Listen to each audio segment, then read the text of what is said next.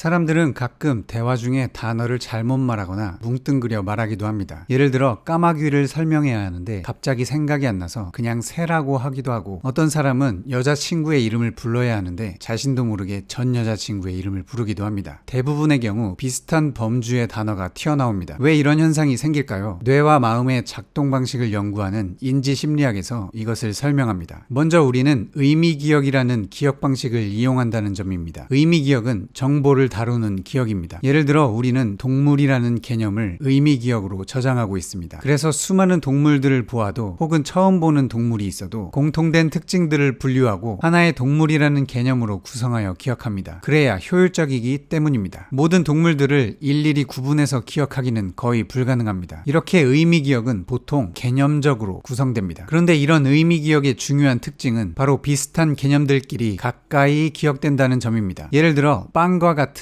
하나의 사물을 생각하면 버터처럼 빵과 관련된 다른 사물이 생각나는데, 그것은 이 둘이 의미적 거리가 가깝기 때문입니다. 그래서 이 둘은 마음속에서 가까운 범주에 저장이 됩니다. 이러한 방식으로 의미기억은 범주화된 위계를 갖게 됩니다. 이 그림을 보시면 동물이라는 개념에 대해 뇌는 의미적 거리가 가까운 개념들끼리 범주화와 개념화를 시켜 구성을 합니다. 모든 사람이 똑같이 구성하는 것은 아닙니다. 각자의 경험을 바탕으로 구성하기 때문입니다. 그래서 기억이 저장되고 인출되는 과정에서 지금 이 순간 까마귀라는 단어를 인출해야 하는데 갑작스럽게 생각나지 않으면 조금 더 인출하기 쉬운 상위 범주인 새로 인출하게 되기도 하는 것입니다. 또 현재 여자친구의 이름과 전 여자친구의 이름을 같은 범주에 구성해 놓았을 경우 잘못 인출되기도 하는 것입니다. 뇌는 자연스럽게 세상의 모든 것에 대해 개념화시키고 범주화를 시킵니다. 동물들도 마찬가지입니다. 항상 사료캔 따는 소리를 듣고 난 후에 밥을 먹었던 고양이는 콜라캔 따는 소리가 들려도 밥을 먹기 위해 다가옵니다. 캔에는 많은 종류가 있고 캔에 따라서 소리가 다르지만 고양이는 각각의 소리에 대해 똑같이 행동합니다. 캔 따는 소리의 개념을 식사와 연결시켜 구성하고 비슷한 소리들을 같이 범주화시킨 것입니다. 인지심리학자 존 폴 민다는 그의 저서 인지심리학에서 우리는 개념과 범주를 통해 예측하고 행동한다고 말합니다. 그리고 인간이 왜 개념과 범주를 가지는지, 개념에 대해 오랫동안 심리학자들이 연구한 여러 관점들도 자세히 소개합니다. 뇌가 사물을 범주화하는 이유 중 하나는 모든 동물과 생명체는 경험을 일반화하는 경향이 있기 때문입니다. 자극 일반화라고 알려진 이 경향 덕분에 생명체는 학습된 하나의 행동 반응을 비슷한 것들의 전체 부류로 확장시킬 수 있습니다. 예를 들어 커피 머그잔은 세상에 너무나 많은 종류가 있습니다. 모양도 크기도 색깔도 모두 제각각입니다. 그런데 우리는 커피 머그잔에 대한 경험을 일반화시킨 덕분에 세상의 모든 커피 머그잔을 동일한 방식으로 다루게 됩니다. 즉, 뇌가 가진 커피 머그잔에 대한 개념과 범주화에 따라서 우리의 생각과 행동이 달라집니다. 범주화와 개념화는 생각보다 중요합니다. 우리는 범주화와 개념화를 통해서 행동을 결정하거나 계획을 하거나 이해를 하기 때문입니다. 그런데 문제는 모호성을 가지고 있다는 사실입니다. 그래서 만약 당신이 틀린 범주나 개념을 선택한다면 심각하게 잘못된 행동을 할 수도 있습니다. 예를 들어 타이레놀 등의 처방전이 필요 없는 진통제에 들어있는 아세트아미노펜이라는 약이 있습니다. 보통 사람들은 편의점이나 약국에서 쉽게 구할 수 있는 이 약을 사람을 죽일 수도 있는 독약이라고 범주화하지 않을 것입니다. 오랫동안 안전한 약으로 홍보되고 다뤄왔기 때문입니다. 그래서 종종 사람들은 필요한 양보다 조금 더 복용해도 괜찮겠거니 잘못 짐작합니다. 복용 후에 열이 내려가지 않으면 약효가 생기게끔 한두 알을 더 먹기도 합니다. 이것은 아세트아미노펜을 안전한 약으로 혹은 몸에 이로운 약으로 잘못 범주화할 경우 우리의 행동이 잘못 결정될 수 있는 것을 보여줍니다. 실제로 미국에서만 아세트아미노펜 과다 복용으로 매년 수백 명이 사망하고 수천 명 이상이 응급실 신세를 집니다. 우리가 어떻게 개념을 형성하는지도 우리의 행동에 막대한 영향을 줍니다. 개념은 경험을 요약하고 행동을 이끌기 때문입니다. 예를 들어 돈에 대해 여러분은 어떻게 생각하고 있나요? 만약 당신이 돈에 대한 안 좋은 경험만으로 개념을 형성한다면 당신은 돈에 대해 늘 비슷한 예상과 추정을 하고 그에 따른 행동을 하게 됩니다. 반대로 돈에 대한 좋은 경험으로 개념을 구성하면 긍정적 결과에 부합하는 특징들을 예상하고 추정합니다. 중요한 것은 두 추정 모두 개인의 마음속에 있는 개념의 결과입니다. 그래서 사람마다 돈에 대해 다른 생각과 행동을 하게 됩니다. 개념은 이런 방식으로 개인의 많은 경험을 추상화하고 압축합니다. 그렇게 사용 가능하고 구조화된 정신적 구조를 마련해주고 우리의 생각과 행동에 영향을 줍니다. 다시 말해 우리가 어떻게 개념을 구성하고 범주화하느냐에 따라 우리의 생각과 행동이 결정됩니다. 예를 들어 성공의 개념과 범주화도 사람마다 다르게 구성됩니다. 이 역시 어떻게 개념을